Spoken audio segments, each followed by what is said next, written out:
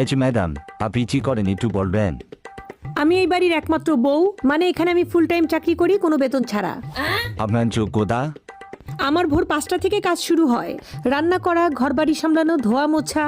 তারপরে রাত 11টার পরে সবার যখন খাওয়া দাওয়া শেষ হয় তখন আমার কাজ শেষ হয়। তো এতদিনের কাজের অভিজ্ঞতা বলুন। 22টা বছর ধরে 24 ঘন্টা সবার সেবা করা, কোনো ছুটি নাই, কোনো বেতন নাই, কোনো অসুস্থতা নাই, আর সবার একই ডায়লগ, সারাদিন তুমি কি করো? তাহলে আপনার স্যালারি কত? সারাদিন শাশুড়ি ভুল ধরতেই থাকে, ননদের অভিমান লেগেই থাকে, আর স্বামী আমার উপর বিরক্ত। এটাই আমার স্যালারি। এতদিন আপনার প্রমোশন কি হয়েছে?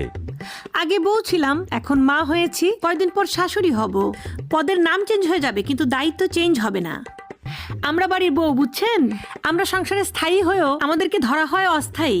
আচ্ছা, এসব সিরিয়াস আলাপ বাদ, এখন বলুন আপনার শখ কি? শখ ঘোরাঘুরি করা। ও আচ্ছা, তাহলে এ পর্যন্ত কোথায় কোথায় কোথায়